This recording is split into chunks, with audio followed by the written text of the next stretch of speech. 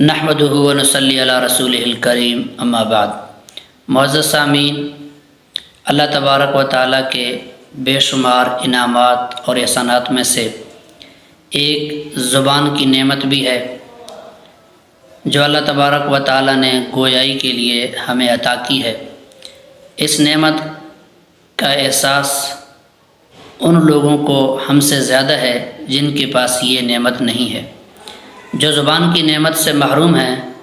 آج آپ جا کر ان سے پوچھیں کہ یہ زبان کس قدر قیمتی نعمت ہے، اللہ تبارک و تعالیٰ کا کس قدر بڑا احسان اور انعام ہے۔ ان کے والدین سے پوچھیں کہ جن کے بچے گویائی کی نعمت سے محروم ہیں، جن کے پاس زبان ہے لیکن وہ گویائی کی نعمت سے محروم ہیں، تو ان کو اس نعمت کا ہم سے زیادہ احساس ہے۔ تو ہم اللہ تبارک و تعالیٰ کا شکر ادا کریں کہ اللہ تبارک و تعالیٰ نے ہمیں یہ نعمت دی ہے۔ اور اللہ تبارک و تعالیٰ کی نعمتوں کا سب سے بڑا شکر یہ ہے کہ ہم ان کو اللہ کی مرضی کے مطابق استعمال کریں، اللہ کی رضا اور اللہ کی مرضی کے کاموں میں استعمال کریں، اور جو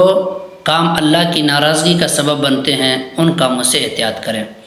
اب زبان ظاہر ہے بولنے کے لیے ہے، تو ہم زبان سے وہ بول بولیں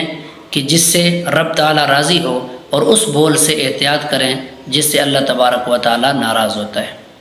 یعنی ہماری زبان سے کسی کی دل آزاری نہ ہو، کوئی گالم گلوچ نہ ہو، غیبت نہ ہو، چغلی نہ ہو، بہتان نہ ہو، الزام تراشی نہ ہو، فضول گوئی نہ ہو، بد گوئی نہ ہو، بد کلامی نہ ہو، فحش گوئی نہ ہو۔ یعنی زبان کو ہر شر والی بات سے محفوظ رکھیں اور ہر خیر والی بات ہماری زبان سے نکلے، کیونکہ انسان کے اعضاء جتنے بھی ہیں سب کے استقامت کا دار و مدار زبان کے ساتھ ہے۔ اگر زبان سیدھی رہے تو جسم کے سارے اعضاء سیدھے رہتے ہیں، اگر زبان بدگوئی بد کلامی کرے تو اس کا نقصان جسم کے سارے اعضاء کو اٹھانا پڑتا ہے۔ اسی لیے حدیث مبارکہ میں آتا ہے کہ آپ صلی اللہ علیہ وسلم کا فرمان ذیشان ہے، اذا اصبح ابن آدم فإن الأعضاء كلها تكفر اللسان تقول اتق الله فينا فإنما نحن بك فإن استقمت استقمنا وإن أعوججت أعوججنا، او كما قال صلی اللہ علیہ وسلم۔ آپ صلی اللہ علیہ وسلم نے فرمایا، حدیث کا مفہوم ہے کہ جب صبح انسان اٹھتا ہے تو انسان کے جسم کے سارے اعضاء مل کر زبان کے سامنے ہاتھ جوڑتے ہیں، عرض کرتے ہیں، اے زبان ہمارے بارے میں اللہ سے ڈر، ہم سب کی استقامت آپ کے ساتھ وابستہ ہے، اگر تو سیدھی رہی تو ہم سب سیدھا رہیں گے، اگر تو نے کجی پن اختیار کی، ٹیڑھی ہو گئی تو ہم سب ٹیڑھے ہو جائیں گے۔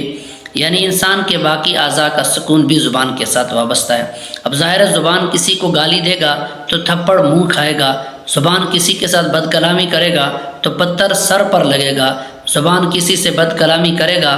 تو اس کا خمیازہ جسم کے باقی اعضاء بھگتیں گے۔ اسی وجہ سے انسان کو چاہیے کہ اپنی زبان کو کنٹرول میں رکھے۔ حضرت ابن عمر رضی اللہ تعالیٰ عنہ فرماتے ہیں، آپ صلی اللہ علیہ وسلم نے فرمایا، لا تکثر الکلام بغیر ذکر اللہ فإن کثرت الکلام بغیر ذکر اللہ قسوۃ للقلب وإن ابعد الناس من اللہ القلب القاسی، او کما قال صلی اللہ علیہ وسلم۔ حضرت ابن عمر فرماتے ہیں،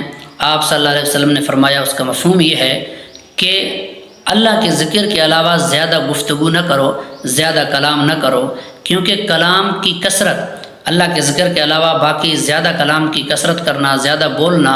یہ دل کی سختی ہے، یعنی اسے دل سخت ہو جاتا ہے۔ اور آگے فرمایا کہ اللہ سے زیادہ دور لوگ ہوں گے وہ سخت دل والے لوگ ہوں گے، یعنی جن کے دل زیادہ سخت ہیں وہ اللہ سے سب سے زیادہ دور ہوں گے۔ اور دل سخت کس سے ہوتا ہے؟ اللہ کے ذکر کے علاوہ زیادہ گفتگو کرنے سے، یعنی فضول گفتگو کرنے سے انسان کا دل سخت ہو جاتا ہے، تو فضول گوئی سے احتیاط کرنی چاہیے۔ اور اسی طریقے سے زبان سے بسا اوقات انسان کو جملہ بول دیتا ہے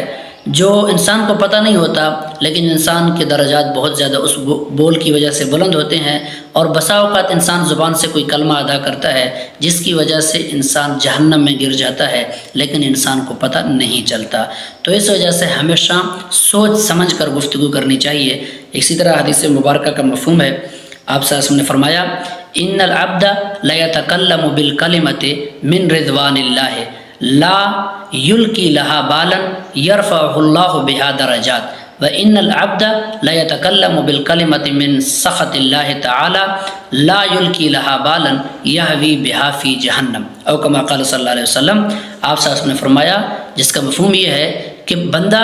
اپنی زبان سے اللہ کی رضا کا کوئی بول دیتا ہے، کوئی کلمہ کہہ دیتا ہے جس کی طرف انسان کا توجہ نہیں ہوتا، لیکن اللہ اس کے کئی درجات بلند کر دیتے ہیں۔ اور فرمایا بسا اوقات انسان اپنی زبان سے کوئی بول اللہ کی ناراضگی کا بول دیتا ہے، کوئی ناراضگی والا کلمہ کہتا ہے، توجہ انسان کی اس کی طرف نہیں ہوتی، لیکن اس بول کی وجہ سے، ناراضگی والی کلمے کی وجہ سے انسان جہنم میں گر جاتا ہے۔ تو عزیز سامعین، کس قدر انسان کی کم بختی ہے کہ انسان اپنے ہی زبان کے کسی بول کی وجہ سے جہنم کے گڑھے میں گر جائے۔ تو اس لیے ہمیں چاہیے کہ ہم ہر وقت اپنی زبان کو کنٹرول میں رکھیں، اس سے جب بھی کوئی بات نکالیں تو سوچ سمجھ کر نکالیں۔ انسان جب بھی بولے تو یہ سوچ کر بولے کہ میں نے کسی عدالت میں اپنے اس بول کو ثابت بھی کرنا ہے، اور وہ عدالت اللہ کی عدالت ہے جہاں جھوٹ، بدگوئی اور جہاں دروغ گوئی نہیں چلتی۔ اس وجہ سے بولنے میں ہمیشہ احتیاط کرنی چاہیے۔ ہاں اگر انسان اچھا بول نہیں بول سکتا تو اسے چاہیے کہ اس حدیث پر عمل کرے، من صمت نجا، جو خاموش ہو گیا تو وہ کامیاب ہو گیا۔ اس وجہ سے یا تو اچھی بول بولیں یا پھر خاموشی اختیار کریں، بدگوئی، بد کلامی سے اپنی زبان کو محفوظ رکھیں، کہیں ایسا نہ ہو کہ میری کوئی بدگوئی اور بد کلامی مجھے جہنم کی کھائیوں میں گرا دے۔ اللہ تبارک و تعالی ہمیں زبان کی صحیح استعمال کرنے کی توفیق نصیب فرمائے۔ وآخر دعوانا الحمدللہ رب العالمین۔